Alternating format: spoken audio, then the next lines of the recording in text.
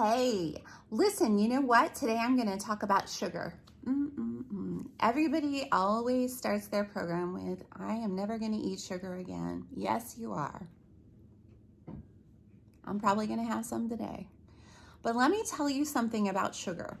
Sugar is a carb. We're counting protein, carbs, and fats. Now, if you ask me a question and I'll answer it later, oh, all you do is eat Pop-Tarts all day on macro counting. No, we don't. No, because I want to tell you something about restricted diets. The first thing people tend to do is when they binge, usually we're binging on sweet stuff. Right here. That's the first thing we want to restrict when we get our head straight and we're like, okay, well, no more binge, no more sugar for me. And then the first thing that you do is want sugar. So let me just explain to you. I'm going to just skip right to the meat and potatoes of this. This is how I do sugar. Sugar is not shamed in my house anymore. I came from clean eating disorder. You can read my blog on that. That's a hot mess. But I want to tell you something. When you stop shaming food and start living your life, that is where the magic happens. I love Pop-Tarts. I eat them before I work out. One Pop-Tart is 35 grams of carbs. Yes. And it has 3 grams of fat. So it's a perfect pre-workout. I'll have that with a little bit of, probably a shot of protein. And I'm good to go. I can use that sugar in my workouts. You could buy a sugar product from the supplement superstore or wherever you buy your products, or you can have a Pop-Tart or gummy bears or whatever, and we can talk about that later. But let me tell you why I like that. Because every single day when I work out, I get a Pop-Tart. Yay! And you know what? I kind of do like that. It helps me to have the energy I need in my working out, and I'm fueling. So I'm totally cool with that. But the best part about that is that I don't crave stuff that I don't get. I don't take everything out of my diet. Oh, I can't have that anymore. I use it as fuel. Now for me, if I start doing a Pop-Tarts on the couch, that's a slippery slope for me because I have had binge in my background and I don't want to be that person, and I know myself. So I'm not going to be somebody who sets a box of Pop-Tarts out by the couch and watches Melrose Place. That's what we're watching right now. That's just not going to work for me anymore. So I'm going to actually use the Pop-Tart to fuel my workout. And when people say you can't have sugar, we're counting it as a carb. So it ends up being in your plan. That's okay. If you don't want it, that's okay too. It's another thing that people often think is that, the macro counters or IIFYM people sit around and eat Pop-Tarts all day because Pop-Tarts are the poster child for macro counting. It's fine. No, we don't. And the reason we don't is because we have a fiber goal that we have to meet, and Pop-Tarts don't really have fiber. So the bulk of our food is coming from nutritionally dense food. All food is macros. All food has macros, and all food has nutrition. But some food we consider discretionary. And I consider Reese's Cups to be discretionary food. Apples would be something that I would consider to be nutritionally dense food. I don't like to food shame, and I'm not saying one is bad and one is not. I'm not going to food shame anymore. But I know that apples really fuel my body, and they have fiber and they have lots and lots of micronutrients. So I really, really love those types of foods too.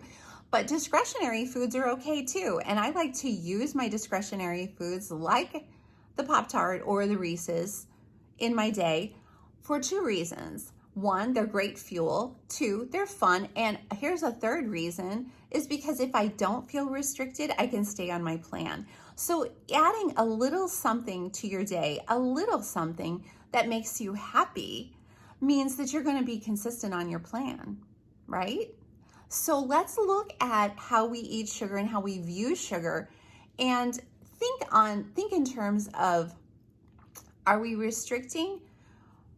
Maybe we were in the past, but how could we figure out how to use sugar maybe in a pre-workout? The other thing I do want to mention is that people don't have to eat sugar on macro counting. If you're somebody who prefers to eat that bro style, you can still do IIFYM. That's fine. We have a lot of people who eat very differently. The way that we do this program, though, is it is very nutritionally based, and I built it in sports nutrition. So my macro nutrition is a little bit probably more based in that than, just a random program. And I'm very proud of that because we are all about fueling and making sure that we have met our nutritional needs. But that doesn't mean that we have to restrict everything that the world deems as food, bad, that it's bad. The reason I did that is because I have understood that the amount of people who come to me and say, I throw the baby out with the bathwater and then binge out on huge amounts of bakery goods because I've been restricting. We don't want to do that. That's really, really bad. That's not good for us. By having the amount of discretionary food in our plan that we have for you, 20% of your day can be discretionary. We're not going to be able to fuel binges. And we're going to be focusing in on the nutritional aspect of our food. It's still fun. We can still do a lot with a lot of really great nutritionally dense foods.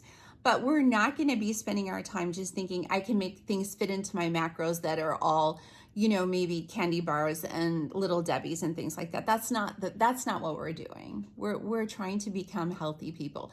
So with the idea of sugar, my whole purpose of this little TED Talk is to help you understand that we don't have to throw everything away. What we need to do is be selective on what we want, make it fit our macros, and move on with our day. And I assure you that if you start listening to your body and start thinking about how you can be creative with this, you're going to do really great.